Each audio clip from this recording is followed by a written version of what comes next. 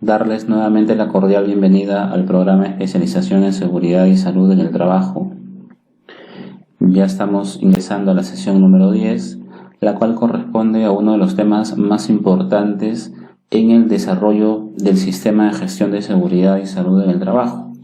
El tema que vamos a ver el día de hoy es la famosa identificación de peligros, evaluación de riesgos y medidas de control, más conocido como I+C. Nosotros hemos empezado el estudio de la gestión de la seguridad y salud en el trabajo entendiendo cuál es el objetivo del sistema de gestión, y hemos orientado que el sistema de gestión tiene básicamente dos objetivos muy puntuales y bien demarcados. El primero es que el trabajador no accidente y el segundo es que el trabajador no enferme. Y hemos tratado de empezar a desarrollar el estudio de la Ley 29783, la Ley Marco en Seguridad y Salud en el Trabajo, su reglamento, el Decreto Supremo 005-2012-TR, las modificaciones de la ley y las diversas modificaciones que ha tenido su reglamento. Empezamos el estudio de la ley entendiendo los 9 principios que motivan todo el desarrollo de la Ley de Seguridad y Salud en el Trabajo. El artículo 1 habla sobre el objetivo que tiene la Ley de Seguridad y Salud a nivel nacional, el cual es de promover una cultura de prevención de riesgos laborales en el país. El ámbito de aplicación se da en todo el territorio nacional, en todos los sectores económicos, tanto a nivel de Estado como en el sector privado. Y de forma sucesiva hemos empezado a desarrollar algunos artículos de esta Ley de Seguridad y Salud.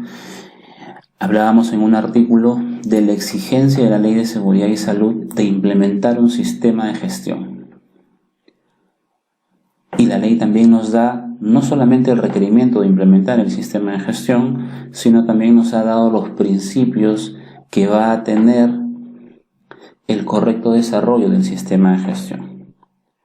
Hemos desarrollado también la política de seguridad y salud en el trabajo, que es el compromiso visible de la organización para poder trabajar temas de prevención. Esta política tenía sus propias características y maneja 5 principios que son los compromisos de la política en materia de seguridad y salud.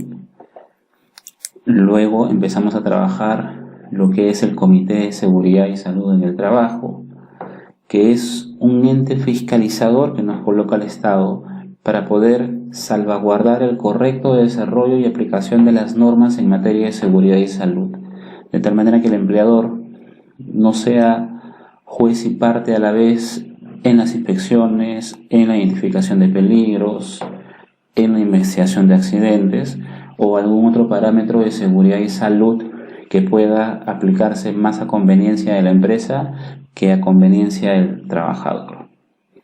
Hemos explicado también cómo es que el Estado tiene un rol fiscalizador, pero que lamentablemente es deficiente. Y en ese sentido, la estructura de la Ley de Seguridad y Salud en el Trabajo introduce precisamente ese concepto que hemos revisado, que es el concepto del Comité de Seguridad y Salud en el Trabajo, que tiene sus caracteres referentes a sus funciones, referentes a su implementación. Hemos hablado también sobre el supervisor de seguridad y salud en el trabajo, que tiene un papel bastante parecido, por no decir igual, al que tiene el Comité de Seguridad y Salud, pero es aplicado a empresas con menos de 20 trabajadores. Para poder introducirnos al tema de identificación de peligros y evaluación de riesgos, es importante conocer cuál es el marco legal sobre el tema de identificación de peligros y evaluación de riesgos. Lamentablemente muchos de los cursos que existen hoy en día, cuando tratan el tema de I+C, se introducen de frente a una parte de lo que realmente es todo el tema. Y esa parte básicamente es el desarrollo de una tabla con unos números. Y créanme, jóvenes, que la tabla con los números debe representar un 20% de todo el tema. Lo más importante es conocer en principio cuál es el marco legal de la identificación de peligros, evaluación de riesgos y medida de control. Este marco legal lo vamos a encontrar en la misma Ley de Seguridad y Salud, que como ya hemos mencionado, tiene un orden muy confuso, no ayuda en realidad.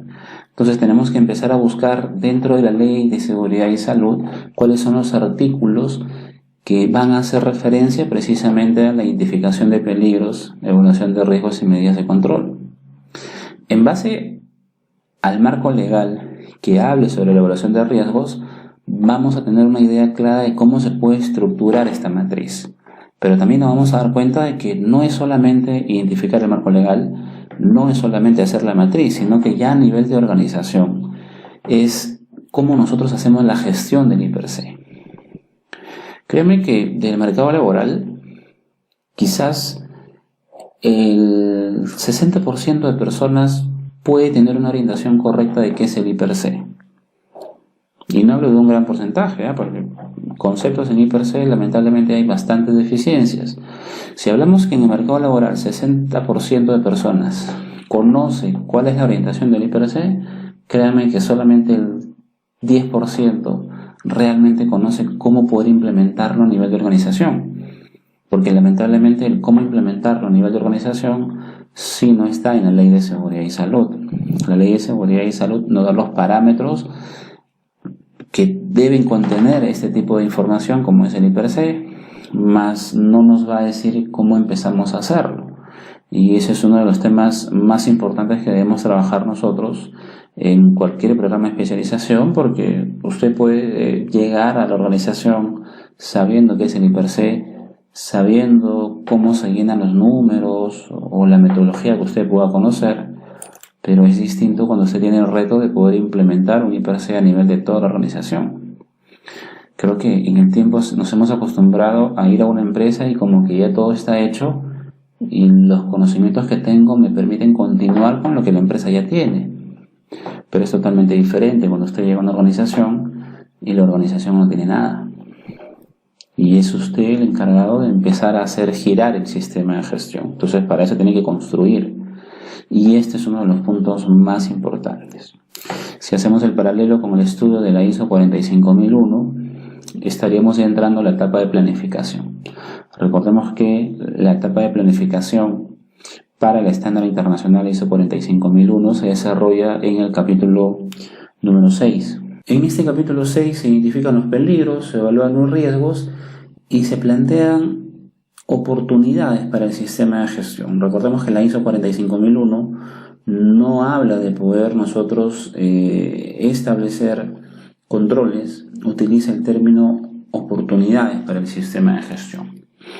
En ese mismo capítulo 6 se desarrollan los objetivos del sistema de gestión y se elabora el plan de acción para poder lograr esos objetivos. Todo este planeamiento del capítulo 6 tiene su respaldo, tiene su apoyo en el capítulo 7 y su operación en el capítulo 8. Trataremos de ir haciendo el paralelo siempre entre la Ley de Seguridad y Salud en el Trabajo y el desarrollo del estándar de la ISO 45001. Sin embargo, más adelante vamos a dedicar seguramente 3 a 4 sesiones específicas para poder conversar sobre ese estándar internacional, pero ya teniendo como base la correcta implementación de la Ley de Seguridad y Salud en el Trabajo. Bien, les había comentado que parte importante para poder entender muy bien qué es el I+C, qué es lo que busca el I+C, es poder entender el marco legal en el cual nos encontramos. El marco legal ya lo conocemos, es la Ley de Seguridad y Salud en el Trabajo, la Ley 29783, su reglamento, la 005, y las diferentes modificatorias que estas han tenido. Pero vamos a hablar de un marco legal mucho más específico. Recordemos nosotros que la Ley de Seguridad y Salud en el artículo 18 nos señala los principios que deben tener todos los sistemas de gestión de seguridad y salud. Eran 10 principios. Uno de esos principios menciona que el sistema de gestión de seguridad y salud tiene que evaluar los principales riesgos que puedan ocasionar los mayores perjuicios a la salud y seguridad de los trabajadores, al empleador y otros. Para poder nosotros evaluar los principales riesgos, para que usted pueda evaluar un riesgo, es porque existe algo que le pueda hacer daño. a la persona. Si es que no existe algo que le pueda hacer daño, no se genera ningún riesgo. Ese algo que le pueda generar daño a la persona, nosotros lo vamos a definir como peligro. Y es la forma más sencilla de poder nosotros comprender qué es un peligro. El peligro es toda fuente con potencial de causar daño a la persona. Si es que usted tiene una fuente que le pueda generar daño a la persona, esa fuente te está generando un riesgo. Entonces lo que nos está diciendo el artículo 18 es precisamente eso.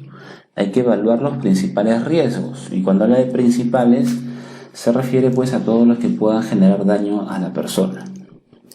Ahora tendrá pues de los riesgos altos, tendrá de los riesgos medios, de los riesgos bajos.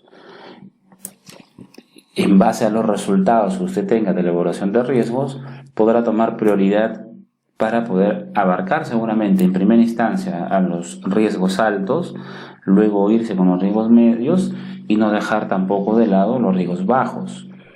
Entonces, este artículo 18 del principio de los sistemas de gestión de seguridad y salud en el trabajo nos demarca muy bien esto. Al ser este un principio, es la orientación que va a tener nuestra evaluación de riesgos. El artículo 19 nos mencionaba algo bastante importante. Nos mencionaba la participación de los trabajadores en el sistema de gestión de seguridad y salud y mencionaba que la participación de los trabajadores era indispensable. En el inciso D de este artículo 19 se señala que la participación de los trabajadores es indispensable en la identificación de peligros, la evaluación de riesgos al interior de cada unidad empresarial y en la elaboración del mapa de riesgos. Ya en el artículo 19 nos empieza a hablar de la identificación de peligros y evaluación de riesgos, nos empieza a hablar del IPER y también hace mención a un nuevo concepto que es el concepto del mapa de riesgos. Entonces, en el artículo 19 básicamente señala que el trabajador, no olvide que el título del artículo 19 es la participación de los trabajadores. Nos está diciendo que la participación de los trabajadores es indispensable para la identificación de los peligros. Entonces, cuando usted haga su matriz IPER-C, ¿quién es la persona ideal para poder identificar los peligros? No es usted como gestor de seguridad, no es usted como jefe, como gerente, como coordinador, como prevencionista. No debería ser usted. ¿Y por qué no debería ser usted el encargado de identificar los peligros? Porque usted es un observador. Usted es un observador, usted es un visor. No es lo mismo ver, observar, que hacer la actividad.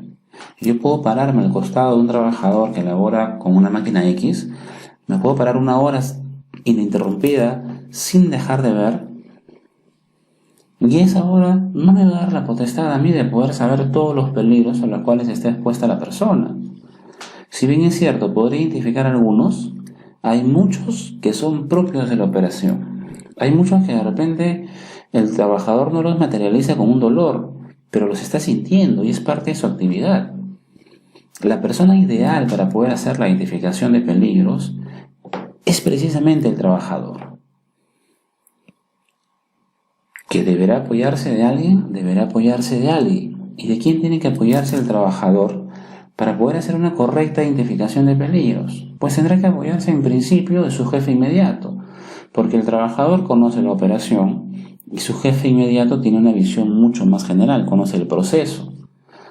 Con la asesoría del área de seguridad y salud, juntos van a poder evaluar el riesgo.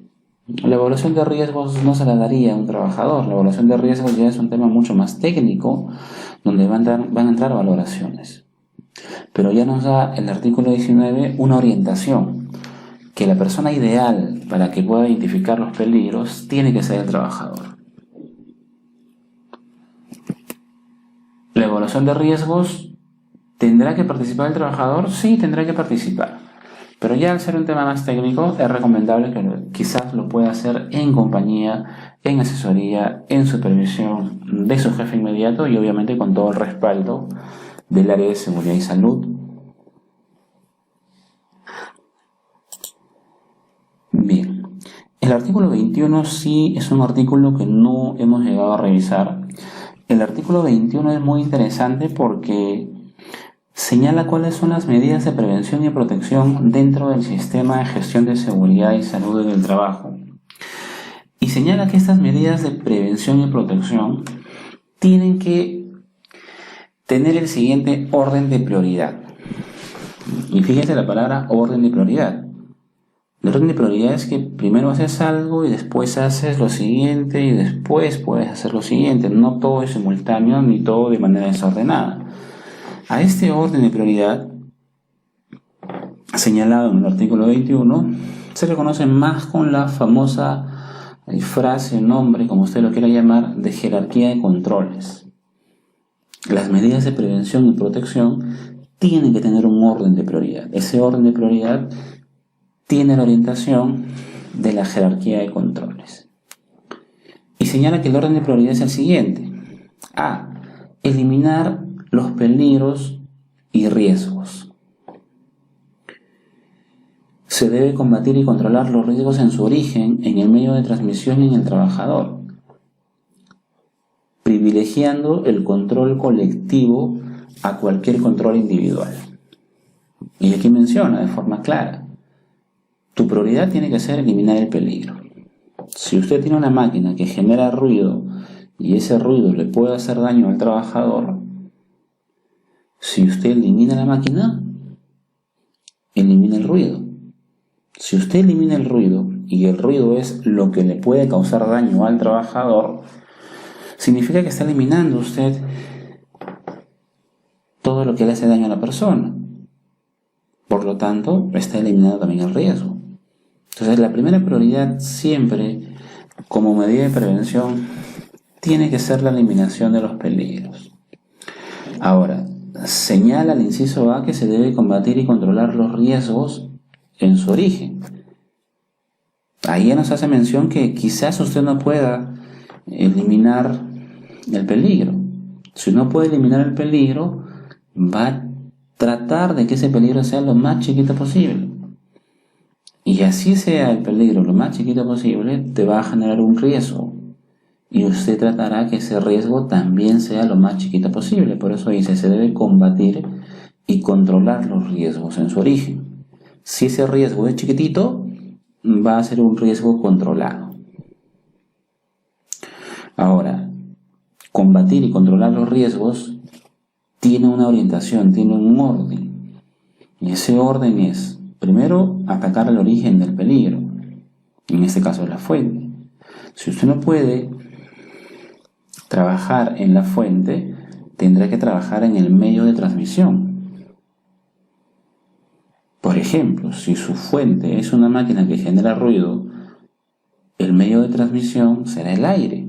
¿Cómo hace usted para que el trabajador perciba más pequeño ese peligro? Quizás si usted encapsula la máquina, el trabajador va a percibir muchísimo menos ruido del que percibiría si es que esa máquina no tuviera un encapsulamiento, no tuviera un aislamiento. Ahora, si usted no puede combatir y controlar los riesgos en el origen y tampoco puede aplicarle quizás un encapsulamiento de la máquina, pues tendrá que aplicar su medida de prevención en el trabajador. A esa serie se le llama pues como prevención en la fuente, prevención en el medio y prevención en la persona. Tiene que privilegiar, señala, el control colectivo. Un ejemplo de protección colectiva se puede dar en una organización en la cual tengamos un importante número de trabajadores expuestos a vapores tóxicos. Y en vez de colocarle a cada uno de los trabajadores una determinada mascarilla o un determinado equipo de protección respiratoria, podemos introducir en ese proceso una campana extractora de estos vapores tóxicos. De esa forma tendremos mayor nivel de protección, tendremos mayor porcentaje de confianza versus el equipo de protección respiratoria, que como ya sabemos siempre tenemos muchos problemas, que el trabajador no lo quiere utilizar, que al trabajador no se le acomoda, que se le empañan los anteojos, entre otros. Los controles colectivos siempre van a ser prioritarios versus los controles individuales. Lo siguiente que nos señala este artículo 21 es el tratamiento, control o aislamiento de los peligros y riesgos adoptando medidas técnicas o administrativas. Las medidas técnicas son también llamadas controles de ingeniería. Son los que requieren hacer algún tipo de cambio en el proceso con tal de poder reducir los riesgos inminentes al mismo. Este tipo de controles hacen cambios permanentes que reducen la exposición a los riesgos y no dependen del comportamiento del trabajador. Eso es muy importante porque si usted introduce cambios en el mismo proceso, básicamente depende del nivel de cambio, no depende del comportamiento del trabajador. No olvide que lo último en lo cual usted podría pensar es en depender del trabajador. Usted no puede hacer que el sistema de gestión dependa precisamente de la persona, ¿no? Si no tenemos problemas, que no quiere hacer los procedimientos, que no quiere utilizar los equipos de protección, entre otros. También señala que tenemos que adoptar medidas administrativas. Las medidas administrativas son también llamados controles organizativos, dado que estas lo que buscan es organizar muy bien el trabajo de la persona. Veamos algunos ejemplos sobre esto que hemos comentado, tanto de controles de ingeniería como los controles organizativos, también llamados controles administrativos. Por ejemplo, sigamos con el ejemplo del ruido, ¿no? Usted puede tener el peligro ruido. Un control de ingeniería, por ejemplo, podría ser el aislamiento de ese ruido, o colocar amortiguadores en la base de la máquina de tal manera que los amortiguadores absorban la energía y la cantidad de energía que se emita al entorno sea lo más baja posible. Mientras menos sea la cantidad de energía que se emita al entorno, se va a generar menor vibración de las partículas y por ende menor nivel de presión sonora. Un control administrativo referente al ruido, por ejemplo, que esté orientado a organizar el trabajo, puede ser la rotación de personal. Si usted ha determinado en su evaluación de ruido que el ruido es alto comparado con el estándar referente a este agente, es recomendable que el trabajador no se exponga mucho tiempo. Podría usted aplicar los famosos trabajos rotativos, que el trabajador se exponga al ruido, pero no toda la jornada, sino tiempos cortos de exposición, de tal manera que durante toda la jornada laboral el trabajador tenga un equilibrio entre exposiciones altas a ruido y exposiciones bajas, de tal manera que el nivel de presión sonora equivalente esté dentro de los rangos permitidos, en este caso por la resolución ministerial 375/2008 TR, que tiene el límite máximo permisible para ruido en ambientes de trabajo. El siguiente inciso señala que debemos minimizar los peligros y riesgos adoptando sistemas de trabajo seguro que incluyan disposiciones administrativas de control, haciendo referencia nuevamente a los controles administrativos. Podemos aplicar nosotros procedimientos de trabajo escritos, podemos aplicar diferentes tipos de señalización, podemos hacer supervisión efectiva de trabajo. Estos mecanismos nos van a permitir a nosotros poder minimizar los peligros y en consecuencia de poder minimizar los peligros se puedan también minimizar o reducir los riesgos laborales en una actividad. El inciso D nos señala que debemos programar la sustitución progresiva y en la brevedad posible de los procedimientos, técnicas, medios, sustancias y productos peligrosos por aquellos que produzcan un menor o ningún riesgo para el trabajador. No hace referencia precisamente a la sustitución de la fuente de peligro, sino de aquellos mecanismos que nos puedan producir un menor nivel de riesgo. De repente podemos actualizar un procedimiento o mejorar un procedimiento de tal manera que tenga pasos más claros para que el trabajador pueda realizar su actividad de forma más segura. Podemos también introducir nuevos productos químicos que produzcan un menor nivel de riesgo para el trabajador. Por ejemplo, en la industria gráfica se utiliza mucho el tema de disolventes para poder mejorar la calidad de las tintas. Sin embargo, si utilizamos tintas alternativas basadas en aceites vegetales, el uso de productos químicos es mínimo, por lo tanto el nivel de riesgo va a reducir considerablemente. Y en el ítem E nos señala, en último caso, facilitar equipos de protección personal adecuados, asegurándose que los trabajadores los utilicen y conserven de forma correcta. En última instancia, si en caso no podemos ni eliminar, no podemos sustituir, no podemos aplicar un control de ingeniería, no podemos aplicar un control administrativo, tendremos que hacer uso del equipo de protección personal.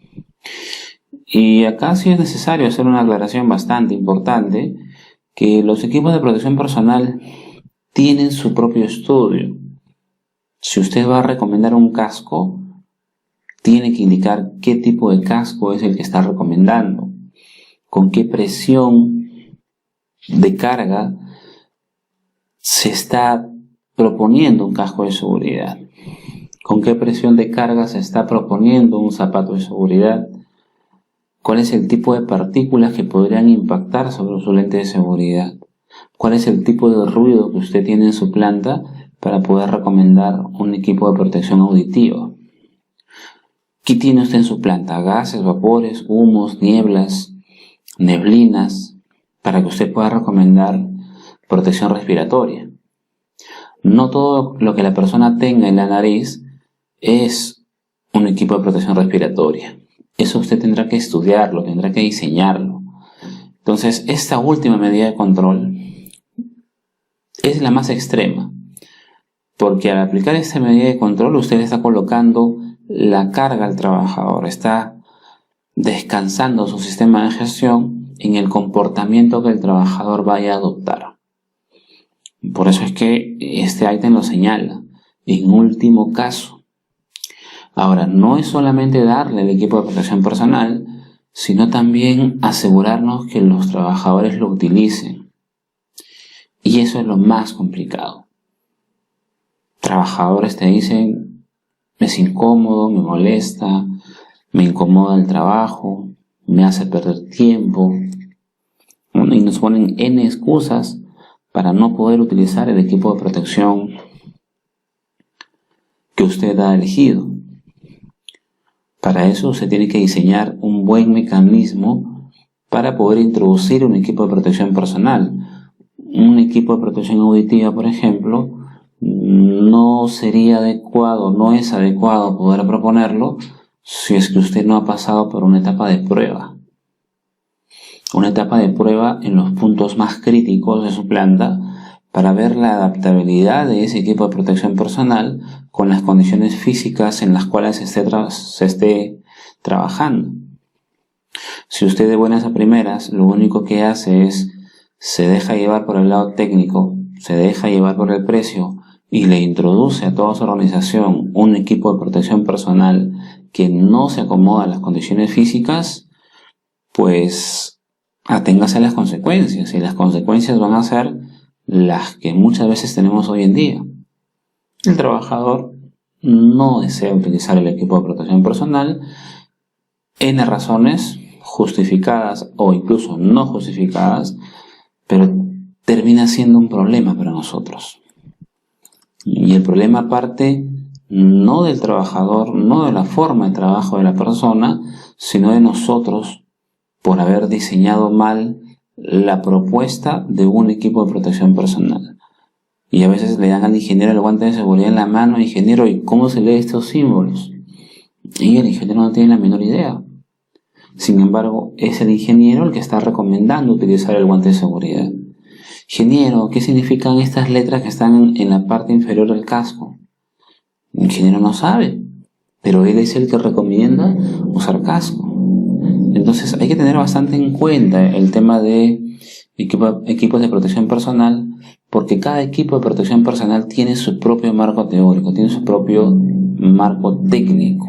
Bien, el artículo 57 tiene por título Evaluación de riesgos y hace referencia explícita a lo que conocemos como I+C.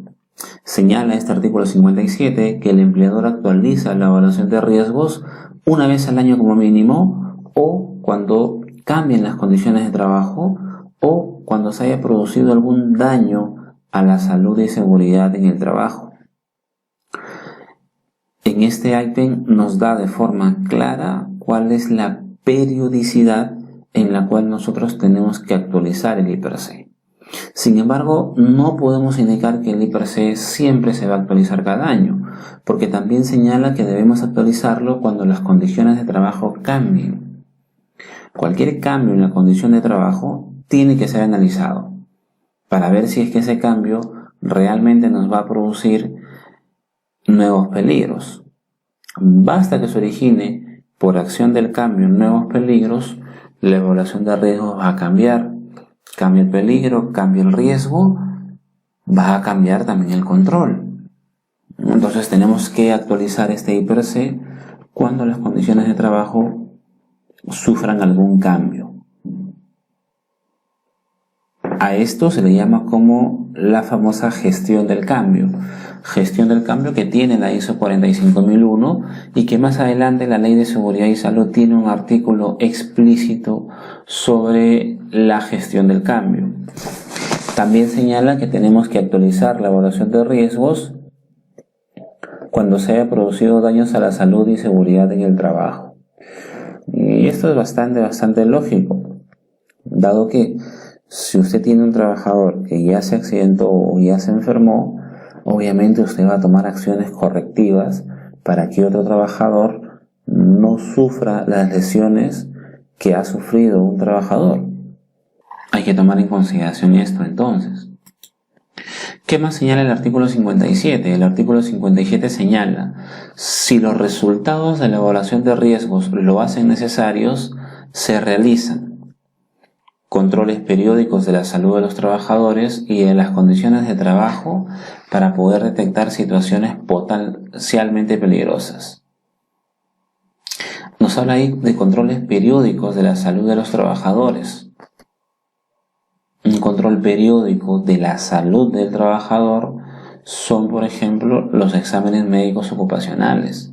Y también señala de las condiciones de trabajo para poder detectar situaciones potencialmente peligrosos. Aquí podríamos citar, por ejemplo, también a los monitoreos de agentes ocupacionales. Estos monitoreos de agentes ocupacionales nos van a ayudar a detectar cuáles son las condiciones de trabajo potencialmente peligrosas para el trabajador. El artículo 57 también señala que tenemos que realizar medidas de prevención, incluidas las que se encuentran relacionadas con los métodos de trabajo y de producción, de tal manera que podamos garantizar un mayor nivel de protección de la seguridad y salud de los trabajadores. Una medida de prevención, por ejemplo, son las inspecciones de seguridad. Las inspecciones nos van a ayudar a poder detectar desviaciones, de tal manera que el nivel de protección de seguridad y salud en el trabajo siempre se encuentre por los estándares permitidos por la organización.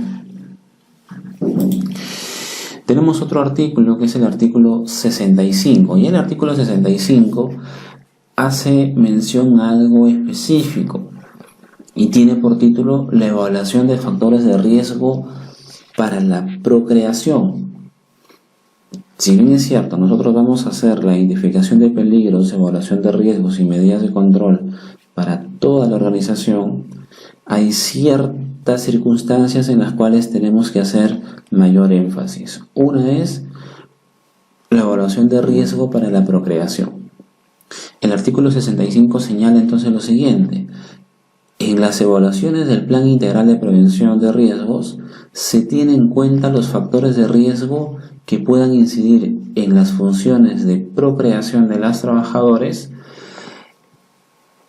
por la exposición a los agentes físicos, químicos, biológicos, ergonómicos y psicosociales, con el fin de adoptar las medidas preventivas necesarias. Por ejemplo, en las industrias químicas se suele utilizar mucho el famoso etilenglicol.